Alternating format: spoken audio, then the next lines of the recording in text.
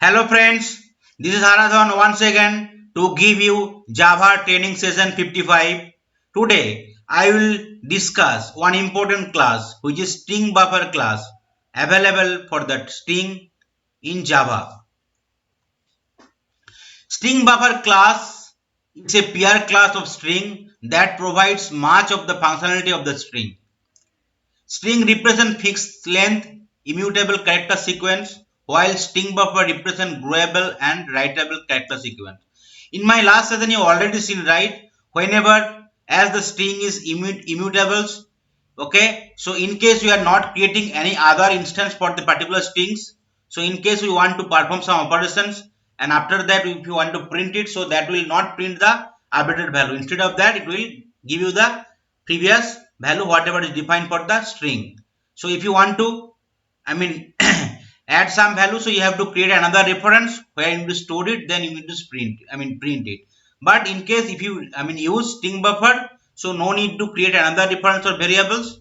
You can directly amend the same thing, add, delete, update, insert, all this stuff in the same string buffer variable itself. String buffer may have characters and substring inserted in the middle or amended to the end. It will automatically grow to make room for such additional and often has more characters pre-allocated than are actually needed to allow room for growth. String buffers are safe for use by multiple threads. The methods can be synchronized wherever necessary so that all the operations on any particular instance behave as if they occur in some special order. So in the string buffer, there are a lot of additional method is already available, okay, for the string buffer class, just like the amendment, okay, right? Inserting, delete, you can get the length, all this stuff. Whenever any operation occurs involving a source sequence such as amending or inserting from a source sequence, this class synchronizes only on the string buffer performing the operation, not on the source. So these are the different important methods available in the string buffer class. One is the append. Using append method, we can add text at the end of the existing text.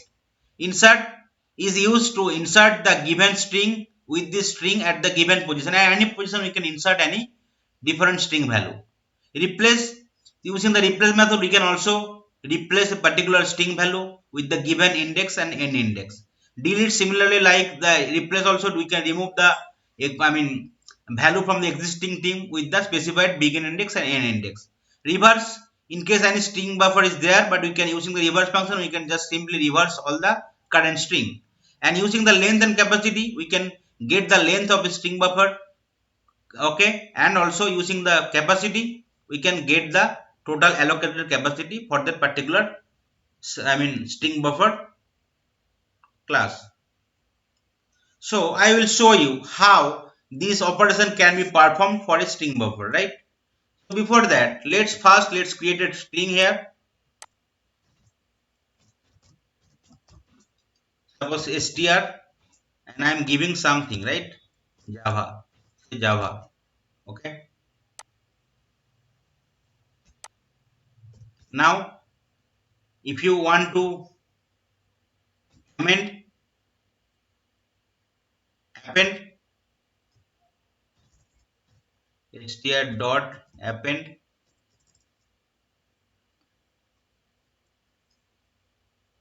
suppose if you want to concatenate something, right? Str dot concat, okay. I am giving some value, suppose training, right? I want to concatenate with this existing thing. Now if I want to print it, right, you will see it will not print Java string. Instead of, it will only print Java, okay. So you can see it will only give you the print of Java value, right? Not the, it is not adding the concatenation operator, which should add, right, at the end of the string, which is not happening. So you need to create another string variable, suppose str1, and you need to assign this thing, right? And you need to print it. Then only Java training will be displayed. To overcome this thing, so that we will not create any other reference variable for the string, so we can use the string buffer. Okay. So how to declare a string buffer class? String buffer, and I can declare some variable name as sb equal to new, and here I can give the value. Okay. So that is the syntax for creating the string buffer, right? So string buffer is already class available in the string, so we can simply use it. We need to use the the variable using the simple new keyword, and we need to pass the string whatever we want to store in the string buffer, I mean object or in variable in the SB, right? Now if you want to add something, you can simply add it. Okay. So that append function is available, right? So using the append functions, we can append it, right? You need to use string buffer, and here you need to pass the argument. Suppose argument is training, I want to pass it, right? Now if you want to print the string buffer, you will see the output will be Java training. So you no need to create, right, another object, another variable, another reference for the this whatever is there for string, right? So the output is Java training, whatever we created for string.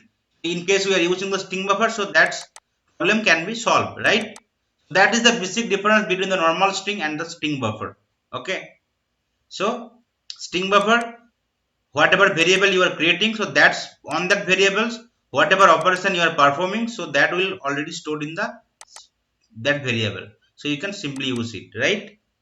Now if you want to insert something, right, using the same variable, if I want to insert, so you need to give the argument, right? Suppose I want to insert the position to the word will be world. Okay. Now if I want to print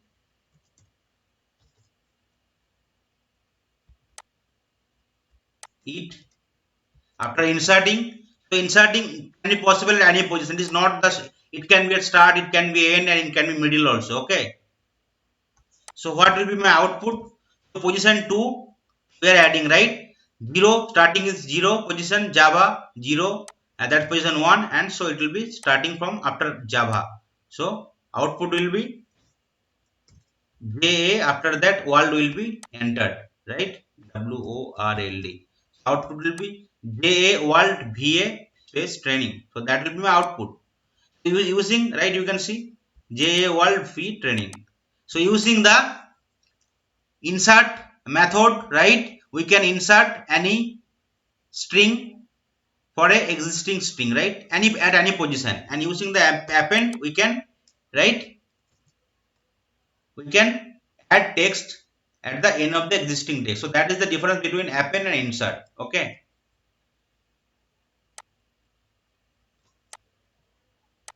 Now let's create another string buffer class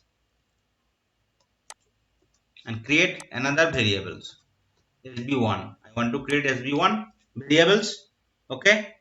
Here I want to pass Java world. Okay. Now if I want to replace something, so sb1 dot replace. So position number you want to give. Suppose I want to replace from starting position as 2, ending position as 5, and I want to replace with suppose welcome. So what will happen? What will be my output? My output will be JA welcome ORLD. Why it is happening? Because starting position is 2, so that's J and A will remain same, and ending position is 5. So B, A and W, these three positions will be removed, right? It will be replaced. Only 2 to 5. So these three value will be replaced with the welcome, and ORLD will be still there. Okay. So JA welcome and string, right? And here you need to give another colon. So it will be solved. If you run it, you can see the output is coming as, sorry, we need to print it, right? SO, we need to print it SB1. Okay. So output will be JA welcome world, right? So JA welcome ORLD. So that particular positions 2 to 5 will be replaced with the word as welcome. Okay. So that is the another importance of the replace method, right? It is used to replace the given string from specified beginIndex and endIndex. Now I will show you the the delete one. So for that, let's create another string buffers. Suppose I am creating another one, suppose SB2, and I am giving the hello. Okay, and first I will show you the reverse. So this method of a string builder class reverses the current string. So whatever current string was, it will simply reverse it. Okay, now you need to reverse it. So what will be the method? SB2 dot reverse. We need to simply reverse it. Then you need to print out the SB2. We need to end with semicolon. So what will be my output? Output will be my OLLEH, because all the string will be reversed. Okay. Whatever string I have created, reference I am storing for the new string buffer using the new string buffer class, hello, and I am simply reversing it, and I want to print it. So if you print it, you can see, right? OLLEH, right? And what is the delete method? Right? The method of string buffer class deletes the string from the specified beginIndex and endIndex. Now, after reversing, I want to delete something. So SB2 dot delete. Okay. So you need to give some positions, right? Delete, and here you need to give starting position and ending position. Suppose I am giving starting position as 2 and ending position as 4. Once delete is successful, I want to print it again, right?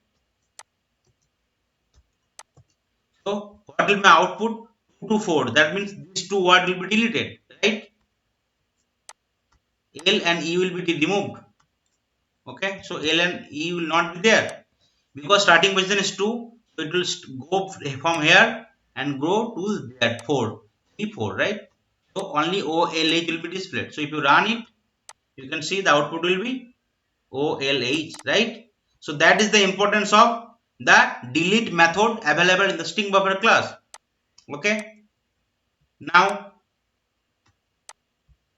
create another variable SB3, and where I want to pass the word as Java U training. Okay. Now using the length method, the length of a string buffer class can be found by length method. So I can simply get the length. So I need to give the reference variable sb3 dot length, right? So if you run it, you can see total length will be displayed. It will be 19, right? Because 2, 3, 4, 5, 6, 7, 8, 9, 10, 11, 12, 13, 14, 15, 16, 17, 18, 19, right? Total length is 19, so it is displayed as 19, right? Now using the capacity methods, okay, we can get total allocated capacity for the string buffer variable, right? So let's run it also. So sb3 dot capacity. If you run it, so it will be total available capacity. So it is 35. So whatever available capacity is there for that particular StringBuffer, so it will be displayed. Okay. So that's all are the importance method already available for the StringBuffer class. There are a lot of things. Still method is there, but these are the most important method. And you know, right? In case you are using the StringBuffer, so for the string, the problem is that in case you are doing some operations, right? So it will not update your original string variables. So you need to create another reference variable, then only you can get the updated value. But for StringBuffer, no need to create another variables, right? And it will update the original variables. So that is the basic difference between string and StringBuffer. So whatever will not be handled within the string, so it can be handled through the StringBuffer class. Okay. So that's all for today's sessions. Thank you all for watching my videos. In case you are enjoying my videos and learning automation testing and Java, please like and share my videos.